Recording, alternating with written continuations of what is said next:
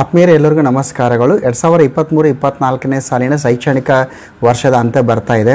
So ಇಲ್ಲಿ ನಾವು student achievement tracking system Karnataka ವೆಬ್ಸೈಟ್ನಲ್ಲಿ CC ರಿಸಲ್ಟನ್ನು ಎಂಟ್ರಿ ಮಾಡಬೇಕಾಗುತ್ತೆ. ಸೊ ಎಂಟ್ರಿ ಮಾಡುವಾಗ ಗ್ರೇಡ್ ರೂಪದಲ್ಲಿ ಎಂಟ್ರಿ ಮಾಡಬೇಕು. ಸೊ ಪ್ರತಿ ವರ್ಷ ಕೂಡ ನಾವು ಈ ರೀತಿ CC ರಿಸಲ್ಟನ್ನು ಎಂಟ್ರಿ ಮಾಡ್ತಾನೆ ಇರ್ತೀವಿ. ಆದರೆ ಇಲ್ಲಿ ಈ ರೀತಿ ಎಂಟ್ರಿ ಮಾಡುವಾಗ ಒಂದಿಷ್ಟು ಟೆಕ್ನಿಕಲ್ ಇಶ್ಯೂಸ್ ಬರುತ್ತೆ, ಒಂದಿಷ್ಟು ತಾಂತ್ರಿಕ ತೊಂದರೆಗಳನ್ನು ನಾವು ಕಾಣ್ತೇವೆ.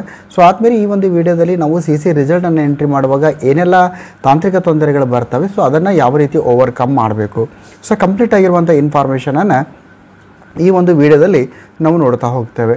ಸೊ ಬನ್ನಿ ನೋಡ್ತಾ ಹೋಗೋಣ. ಲೈವ್ ಆಗಿ ನಿಮಗೆ ಎಕ್ಸ್ಪ್ಲೇನ್ ಮಾಡ್ತಾ ಹೋಗ್ತೀನಿ. CC ರಿಸಲ್ಟನ್ನು ಎಂಟ್ರಿ ಮಾಡುವಾಗ ನಾರ್ಮಲಿ ನಾವು ಏನು ಮಾಡ್ತೀವಿ ಅಂದರೆ ಈ ಒಂದು ಸ್ಟೂಡೆಂಟ್ ಮ್ಯಾನೇಜ್ಮೆಂಟ್ 1 to 10ನಲ್ಲಿ ಹೋಗಿ CC ರಿಸಲ್ಟ್ಸ್ನಲ್ಲಿ ಹೋಗ್ತೇವೆ. ಅಲ್ಲಿ ನಮಗೆ ಜನ್ರೇಟ್ ರಿಸಲ್ಟ್ ಫಾರ್ಮ್ ಅಂತ ನಾವು ಕ್ಲಿಕ್ ಮಾಡ್ತೇವೆ. ಸೊ ಇಲ್ಲಿ ಏನು ಮಾಡ್ತೀವಿ ಅಂದರೆ ಇಯರ್ ಸೆಲೆಕ್ಟ್ ಆಗಿರುತ್ತೆ, ಮೀಡಿಯಮನ್ನು ಸೆಲೆಕ್ಟ್ ಮಾಡ್ತೀವಿ, ಯಾವ ಸ್ಟ್ಯಾಂಡರ್ಡ್ ಮಾಡಬೇಕಾಗಿದೆ ಆ ಸ್ಟ್ಯಾಂಡರ್ಡನ್ನು ಸೆಲೆಕ್ಟ್ ಮಾಡ್ತೀವಿ, ಆಮೇಲೆ ಎಕ್ಸಾಮ್ ಟೈಪನ್ನು ನಾವು ಸೆಲೆಕ್ಟ್ ಮಾಡ್ತೀವಿ, ಆಮೇಲೆ ಗ್ರೂಪನ್ನು ಸೆಲೆಕ್ಟ್ ಮಾಡ್ತೀವಿ ಅಂದರೆ ಲ್ಯಾಂಗ್ವೇಜ್ ಗ್ರೂಪು, ಆಮೇಲೆ ಸರ್ಚನ್ನು ಕೊಡ್ತೇವೆ. ಸೊ ಈ ರೀತಿ ಸರ್ಚ್ ಕೊಟ್ಟಾಗ first of all technical issues ಏನಾಗುತ್ತೆ ಅಂದರೆ, ಸೊ ಆದ್ಮೇಲೆ ನಿಮ್ಮಲ್ಲಿ ನಿಮ್ಮ ಒಂದು ಶಾಲೆಯಲ್ಲಿ ನಿಮ್ಮ ಒಂದು ಡ್ಯಾಶ್ ಬೋರ್ಡ್ನಲ್ಲಿ ನಿಮ್ಮ ಒಂದು ದಾಖಲಾತಿ ಎನ್ರೋಲ್ಮೆಂಟ್ ಏನಾಗಿರುತ್ತೆ ಅಷ್ಟು ಮಕ್ಕಳು ಇಲ್ಲಿ ತೋರಿಸೋದಿಲ್ಲ. ಎಕ್ಸಾಂಪಲ್ ಆಗಿ ಟೋಟಲ್ ಆಗಿ ನೋಡಿ, ನಿಮಗೆ ತೋರಿಸಿರ್ತೀನಿ. ಇಲ್ಲಿ ತೋರಿಸಿರುವಂಥದ್ದು ಎಷ್ಟಿದೆ ಅಂದರೆ 52 ಬಂದಿದೆ ಇಲ್ಲಿ ಸೀರಿಯಲ್ ಆಗಿ. ಸೊ ಇಲ್ಲಿ ಇರುವ ಮಕ್ಕಳ ಸಂಖ್ಯೆ ಏನಿರುತ್ತೆ ಹಾಗೂ ಡ್ಯಾಶ್ಬೋರ್ಡ್ನಲ್ಲಿ ಇರುವಂಥ ಮಕ್ಕಳ ಸಂಖ್ಯೆಯನ್ನು ನಾವು ಕಂಪೇರ್ ಮಾಡಿದಾಗ ನಮಗೆ ಏನಾಗುತ್ತೆ ಅಂದರೆ ಮಕ್ಕಳ ಸಂಖ್ಯೆಯಲ್ಲಿ ಒಂದಿಷ್ಟು ವ್ಯತ್ಯಾಸ ಕಾಣ್ತದೆ ಇಲ್ಲಿ. ಸೊ ಇದು ಭಾಳ ಇಂಪಾರ್ಟೆಂಟ್ ಆಗಿರುವಂಥದ್ದು. ಹಾಗೂ ಅಂದರೆ ಡ್ಯಾಶ್ಬೋರ್ಡ್ನಲ್ಲಿ ಇರುವಂಥ ಮಕ್ಕಳ ಸಂಖ್ಯೆ ಹಾಗೂ ರಿಸಲ್ಟ್ ಫಾರ್ಮ್ನಲ್ಲಿ ತೋರಿಸಿರುವಂಥ ಮಕ್ಕಳ ಸಂಖ್ಯೆಯಲ್ಲಿ ವ್ಯತ್ಯಾಸ, ಇದು ಒಂದು ಟೆಕ್ನಿಕಲ್ ಇಶ್ಯೂಸ್. ಆದರೆ ಎರಡನೇ ಟೆಕ್ನಿಕಲ್ ಇಶ್ಯೂಸ್ ಅಂದರೆ ತಾವಿಲ್ಲಿ ಗಮನಿಸ್ತಾ ಇದ್ದೀರಿ, ಇಲ್ಲಿ ಈ ವಿದ್ಯಾರ್ಥಿಗಳ ಎದುರುಗಡೆ ನೋಡಿ, ಎಕ್ಸಾಂಪಲ್ ಆಗಿ ಅಜಯ್ ಕುಮಾರ್ ಅಂತ ಇದ್ದಾನೆ. ಸೊ ಅಜಯ್ ಕುಮಾರ್ ಎಂಬ ವಿದ್ಯಾರ್ಥಿ ಎದುರುಗಡೆ ಏನು ಲ್ಯಾಂಗ್ವೇಜ್ 1, 2, 3 ಇದೆ, ಸಬ್ಜೆಕ್ಟ್ 1, 2, 3 ಇದೆ. ಇಲ್ಲಿ ನಿಮಗೆ ಎಂಟ್ರಿ ಮಾಡಲಿಕ್ಕೆ ಬಾಕ್ಸ್ ಬರ್ತಾ ಇಲ್ಲ ನೋಡಿ. ಎಕ್ಸಾಂಪಲ್ ಆಗಿ ಇಲ್ಲಿ ಬಸವರಾಜ್ ಎಂಬ ಒಂದು ವಿದ್ಯಾರ್ಥಿಯ ಒಂದು ಲ್ಯಾಂಗ್ವೇಜ್ ಮೇಲೆ ಕ್ಲಿಕ್ ಮಾಡಿದಾಗ ನಮಗೆ ಈ ರೀತಿ ಗ್ರೇಡ್ ಬರ್ತಾ ಇದೆ, A+, B+, C++ ಅಂತೆಲ್ಲ ಇದೆ. ಆದರೆ ಒಂದಿಷ್ಟು ವಿದ್ಯಾರ್ಥಿಗಳ ಮುಂದ್ಗಡೆ ಇರುವಂತಹ ಲ್ಯಾಂಗ್ವೇಜ್ ಮತ್ತು ಕೋರ್ಸ್ ಸಬ್ಜೆಕ್ಟ್ನಲ್ಲಿ ಈ ರೀತಿ ಡ್ಯಾಶ್ ಬರ್ತಾ ಇದೆ, ಮಾರ್ಕ್ಸ್ ಎಂಟ್ರಿ ಮಾಡಲಿಕ್ಕೆ ಅವಕಾಶ ಬರ್ತಾ ಇಲ್ಲ. ಸೊ ಇದು ಎರಡನೇ ಟೆಕ್ನಿಕಲ್ ಇಶ್ಯೂಸ್.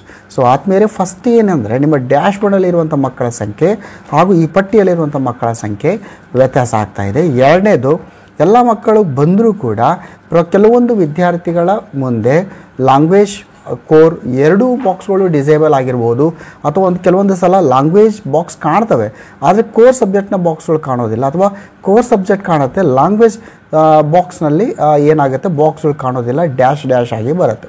ಸೊ ಈ ರೀತಿ ಬಂದಾಗ ನಮಗೆ ಇದು ತೊಂದರೆ ಆಗುತ್ತೆ ಒಂದು ರಿಸಲ್ಟ್. ಸೊ ಎರಡನೇದಾಗಿ ನಾವೇನು ಮಾಡ್ತಾ ಇದ್ದೀವಿ ಅಂದರೆ, ಸೊ ಆನ್ಲೈನ್ ಮುಖಾಂತರ ಹಾಕುವಾಗ ಸರ್ವರ್ ಇಶ್ಯೂಸ್ ಆಗುತ್ತೆ ಅಂತ ನಾವೇನು ಮಾಡ್ತೀವಿ, ಈ ಒಂದು ರಿಸಲ್ಟ್ ಫಾರ್ಮನ್ನು ಎಕ್ಸೆಲ್ ಶೀಟನ್ನು ಡೌನ್ಲೋಡ್ ಮಾಡಿ ಆಫ್ಲೈನ್ನಲ್ಲಿ ಗ್ರೇಡನ್ನು ಎಂಟ್ರಿ ಮಾಡಿ ಅಪ್ಲೋಡನ್ನು ಮಾಡ್ತೇವೆ. ಸೊ ಅಲ್ಲಿ ಕೂಡ ಏನೇನು ತೊಂದರೆ ಆಗುತ್ತೆ ಎಲ್ಲ ಯಾವ ರೀತಿ ಸರಿಪಡಿಸ್ಬೋದು ಅದನ್ನು ಕೂಡ ಹೇಳ್ತೀವಿ. ಸೊ ಮತ್ತು ಸ್ಟೂಡೆಂಟ್ ಮ್ಯಾನೇಜ್ಮೆಂಟ್ ಕ್ಲಾಸ್ 1 to 10ನಲ್ಲಿ ಹೋಗಿ CC ರಿಸಲ್ಟಿಗೆ ಹೋಗ್ತೀವಿ. CC ರಿಸಲ್ಟ್ ಹೋಗಿ ಹಂಗೆ ಸ್ಕ್ರೋಲ್ ಮಾಡ್ತಾ ಕೆಳಗಡೆ ಬನ್ನಿ. ಕೆಳಗಡೆ ಇಲ್ಲಿ ನಿಮಗೆ download excel of student result ಅಂತ ಇದೆ. ಸೊ ಅದನ್ನು ಕ್ಲಿಕ್ ಮಾಡ್ತೀವಿ. ನೋಡಿ ಯಾವ ರೀತಿ ಮೊದಲನೇ ಈ ಎರಡು ಟೆಕ್ನಿಕಲ್ ಇಶ್ಯೂಸನ್ನು ನಾನು ಏನು ಡಿಸ್ಕಸ್ ಮಾಡಿದ್ದೀನಿ ಅದು ಈ ಒಂದು ಅಪ್ಲೋಡ್ ಆ್ಯಂಡ್ ಡೌನ್ಲೋಡ್ ರಿಸಲ್ಟ್ ಶೀಟ್ನಲ್ಲಿ ಕೂಡ ಯಾವ ರೀತಿ ಪ್ರಭಾವ ಬೀರ್ತದೆ, ಇನ್ಫ್ಲುಯೆನ್ಸ್ ಆಗುತ್ತೆ ಅದನ್ನು ತೋರಿಸಿರ್ತೀನಿ ನಾನು. ಸೊ ಸ್ಟ್ಯಾಂಡರ್ಡ್ ಅದನ್ನು 8th ತೆಗೆದುಕೊಂಡೆ, ಗ್ರೂಪ್ ಕನ್ನಡ, ಇಂಗ್ಲೀಷ್, ಹಿಂದಿ ತೆಗೆದುಕೊಂಡಿದ್ದೀನಿ. ಎಕ್ಸಾಮ್ ಟೈಪ್ ಅಂದರೆ ಇಲ್ಲಿ FA1 ತೆಗೆದುಕೊಂಡು ಡೌನ್ಲೋಡ್ ಕೊಡ್ತೀನಿ. ಸೊ ಈ ರೀತಿ ಡೌನ್ಲೋಡ್ ಕೊಟ್ಟಾಗ ಎಕ್ಸೆಲ್ ಶೀಟ್ ಡೌನ್ಲೋಡ್ ಆಯಿತು. ಸೊ ಇಲ್ಲಿ ಕೂಡ ಮೊದಲನೇ ಟೆಕ್ನಿಕಲ್ ಇಶ್ಯೂಸ್ ನೋಡಿ ಯಾವ ರೀತಿ. ಸೊ ಇಲ್ಲಿ ನಾನು ಏನು ಮಾಡ್ತೀನಿ, ಅದನ್ನು ಆ ಎಕ್ಸೆಲ್ ಶೀಟನ್ನು ಓಪನ್ ಮಾಡಿದ್ದೀನಿ, ಓಪನ್ ಮಾಡಿ ತೋರಿಸ್ತೀನಿ ನೋಡಿ. ಸೊ ಓಪನ್ ಮಾಡಿದಾಗ ಏನಾಗುತ್ತೆ ಅಂದರೆ ಇಲ್ಲಿ ನೋಡಿ, ತಾವಿಲ್ಲಿ ಗಮನಿಸ್ತಾ ಇದ್ದೀರಿ ವಿದ್ಯಾರ್ಥಿಗಳ ಹೆಸರು, ಅಲ್ಲಿ ಕೆಲವೊಂದಿಷ್ಟು ವಿದ್ಯಾರ್ಥಿಗಳ ಒಂದು ಮುಂದೆ ಇದು ಬರಲಿಲ್ಲ, ಹೆಸರು ಬರ್ತಾ ಇರಲಿಲ್ಲ. ಸೊ ನೋಡ್ತಾ ಹೋಗೋಣ. ತಾವಿಲ್ಲಿ ಗಮನಿಸ್ತಾ ಇದ್ದೀರಿ, ಇಲ್ಲಿ ಯಾವ ವಿದ್ಯಾರ್ಥಿಗಳ ಹೆಸರು ಮುಂದೆ ಗ್ರೇಡ್ ಹಾಕಲಿಕ್ಕೆ ಅವಕಾಶ ಇರಲಿಲ್ಲ ಆ ವಿದ್ಯಾರ್ಥಿಗಳ ಹೆಸರು ಕೂಡ ಇಲ್ಲಿ ಕಾಣ್ತಾ ಇಲ್ಲ. ಇದು ಬಹಳ ಇಂಪಾರ್ಟೆಂಟ್ ಆಗಿರುವಂಥದ್ದು. ಸೊ ಇಲ್ಲಿ ನೀವು ಡೌನ್ಲೋಡ್ ಮತ್ತು ಅಪ್ಲೋಡ್ ಎಕ್ಸೆಲ್ ಶೀಟ್ ಆಪ್ಷನ್ಸ್ ಬಳಸ್ಕೊಂಡು ರಿಸಲ್ಟ್ ಎಂಟ್ರಿ ಮಾಡಬೇಕಾಗಿದ್ರೆ ನಿಮಗೆ ಆ ಒಂದು ಡಿಸೇಬಲ್ ಆಗಿರುವಂಥ ರಿಸಲ್ಟ್ ಕಾಲಮ್ನಲ್ಲಿ ಡಿಸೇಬಲ್ ತೋರಿಸಿದ್ದೀನಲ್ಲ ಆ ವಿದ್ಯಾರ್ಥಿಗಳ ಹೆಸರು ಇಲ್ಲೂ ಬರ್ತಾ ಇಲ್ಲ. ಸೊ ಅಷ್ಟು ವಿದ್ಯಾರ್ಥಿಗಳನ್ನು ಬಿಟ್ಟು ನಾವು ರಿಸಲ್ಟ್ ಎಂಟ್ರಿ ಮಾಡಿ ಅಪ್ಲೋಡ್ ಮಾಡಿದರೂ ಕೂಡ ನಮ್ಮ CC ರಿಸಲ್ಟ್ ಅಪ್ಲೋಡ್ ಏನಿರುತ್ತೆ ಇನ್ಕಂಪ್ಲೀಟ್ ಆಗುತ್ತೆ ವರ್ಕ್. ಸರಿ, ಇಷ್ಟೆಲ್ಲ ಟೆಕ್ನಿಕಲ್ ಇಶ್ಯೂಸನ್ನು ನಾವು ನೋಡ್ತಾ ಹೋಗಿದ್ದೀವಿ. ಇದನ್ನು ಹೇಗೆ ಸರಿಪಡಿಸಬೇಕು? ಸೊ ಒಂದು ನೀವು ಬೇಸಿಕ್ಕಾಗಿ ರಿಸಲ್ಟ್ ಫಾರ್ಮ್ನಲ್ಲಿ ವಿದ್ಯಾರ್ಥಿಗಳು ಮುಂದಿರುವಂಥ ರಿಸಲ್ಟ್ನಲ್ಲಿ ಡಿಸೇಬಲ್ ಆಗಿದ್ದರೆ, ಡ್ಯಾಶ್ ಡ್ಯಾಶ್ ಬರ್ತಾ ಇದ್ದರೆ ಯಾವುದೇ ಕಾರಣಕ್ಕೂ ರಿಸಲ್ಟ್ಸನ್ನು ಎಂಟ್ರಿ ಮಾಡೋಕ್ಕೆ ಆಗೋದಿಲ್ಲ. ನೋಡಿ, ಇದನ್ನು ನಾನು ಎಕ್ಸ್ಪ್ಲೇನ್ ಮಾಡ್ತೀನಿ. ಸೊ ಏನು ಮಾಡಬೇಕು? ಸೊ ಎಂಟರ್ ಕೀವರ್ಡ್ ಅಂತ ಇದೆ ಇಲ್ಲಿ ಲೆಫ್ಟ್ ಸೈಡ್ ಟಾಪ್ನಲ್ಲಿ. ಅಲ್ಲಿ ಏನು ಮಾಡಬೇಕಂದ್ರೆ ಅಸೈನ್ ಅಂತ ನೀವು ಕ್ಲಿಕ್ ಮಾಡಿ. ಅಸೈನ್ ಅಂತ ಟೈಪ್ ಮಾಡಿ. ಇಲ್ಲಿ ನಿಮಗೆ ಸಾಕಷ್ಟು ಬರುತ್ತೆ. Assign language group to school ಇದೆ, assign language group to student ಇದೆ. ಸೊ ನಾವೇನು ಮಾಡಬೇಕು, ಇಲ್ಲಿ assign language group to student ಎಂಬ ಆಪ್ಷನ್ಸನ್ನು ಕ್ಲಿಕ್ ಮಾಡಬೇಕು. 8ನೇ ತರಗತಿ ಸಂಬಂಧಿಸಿದಂತೆ ಇಶ್ಯೂಸನ್ನು ತಾವು ಗಮನಿಸ್ತಿದ್ದೀರಿ. ಅದನ್ನು ಲೈವ್ ಆಗಿ ಅದನ್ನು ಸರಿ ಮಾಡಿ ತೋರಿಸ್ತೀನಿ ನಾನು. ಸೊ ಈಗ 8ನೇ ತರಗತಿ ಅಂತ ಸೆಲೆಕ್ಟ್ ಮಾಡಿದ್ದೀನಿ. Group Kannada, English, Hindi language group ತೊಗೊಂಡಿದ್ದೀನಿ.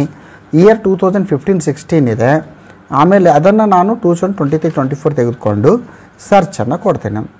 ಸೊ ಈ ರೀತಿ ನಾನು ಸರ್ಚ್ ಕೊಟ್ಟಾಗ ತಾವು ಇಲ್ಲಿ ಗಮನಿಸ್ತಾ ಇದ್ದೀರಿ, ಯಾವೆಲ್ಲ ವಿದ್ಯಾರ್ಥಿಗಳ ಹೆಸರು ಮುಂದ್ಗಡೆ ನಿಮಗೆ ಗ್ರೇಡ್ ಹಾಕಲಿಕ್ಕೆ ಆಗ್ತಾ ಇಲ್ಲ, ಆ ವಿದ್ಯಾರ್ಥಿಗಳ ಲ್ಯಾಂಗ್ವೇಜ್ ಅಸೈನ್ನಲ್ಲಿ ಒಂದಿಷ್ಟು ತೊಂದರೆ ಆಗಿದೆ. ಸೊ ನಾನು ನೋಡಿ ಆ ಒಂದು ಪಟ್ಟಿ ಬಂತು. ಆ್ಯಕ್ಷನ್ ಆಲ್ ಅಂತ ಕ್ಲಿಕ್ ಮಾಡ್ತೀನಿ. ಕೆಳಗಡೆ ಅಸೈನ್ ಎಂಬ ಬಟನನ್ನು ಪ್ರೆಸ್ ಮಾಡ್ತೀನಿ. ಆರ್ ಯು ಶ್ಯೂರ್ ಅಂದಾಗ ಓಕೆ ಅಂತ ಕೊಡ್ತೀವಿ. ಸರಿ, ಈಗ ನಾನೇನು ಮಾಡಿದೆ, ಅಸೈನ್ ಮಾಡಿದೆ. ಈಗ ರಿಸಲ್ಟ್ ಎಂಟ್ರಿ ಫಾರ್ಮ್ಗೆ ಹೋಗ್ತೀನಿ. ಅದು ಸರಿಯಾಗಿದೆ ಇಲ್ಲೋ ಅದನ್ನು ಟೆಸ್ಟ್ ಮಾಡಿ ನೋಡೋಣ. ನೋಡಿ, ಏನು ಡಿಸೇಬಲ್ ಅದು ಬಾಕ್ಸ್ ಬರ್ತಾಯಿತ್ತು ಡ್ಯಾಶ್ ಡ್ಯಾಶ್, ಅದು ನೋಡೋಣ. CC ರಿಸಲ್ಟ್ಗೆ ಹೋಗ್ತೀನಿ. ಜನರೇಟ್ ರಿಸಲ್ಟ್ ಫಾರ್ಮ್ಗೆ ಹೋಗ್ತೀನಿ. ಆ್ಯಸ್ ಯೂಸ್ವಲ್ ಆಗಿ ಮೀಡಿಯಮ್ ಸೆಲೆಕ್ಟ್ ಮಾಡ್ತೀನಿ. ನಾನು ಸ್ಟ್ಯಾಂಡರ್ಡ್ ಸೆಲೆಕ್ಟ್ ಮಾಡಿರ್ತೀನಿ, 8th ಸ್ಟ್ಯಾಂಡರ್ಡು. ಎಕ್ಸಾಮ್ FA1, ಆಮೇಲೆ language combination Kannada, English, Hindi, then search. So ಈ ರೀತಿ ಸರ್ಚ್ ಕೊಟ್ಟಾಗ ರಿಸಲ್ಟ್ ಫಾರ್ಮ್ ಇಲ್ಲಿ ಬಂದಿದೆ. ನೋಡೋಣ, ತಾವಿಲ್ಲಿ ಗಮನಿಸ್ತಾ ಇದ್ದೀರಿ. As per the serial alphabet wise ಇದೆ. ಅಜಯ್ ಕುಮಾರ್, ಅಕ್ಷತಾ ಇವರೆಲ್ಲ ಅವರ ಮುಂದೆ ಇರುವಂಥ ಯಾವುದೂ ಬಾಕ್ಸ್ ಬರ್ತಾ ಇರಲಿಲ್ಲ.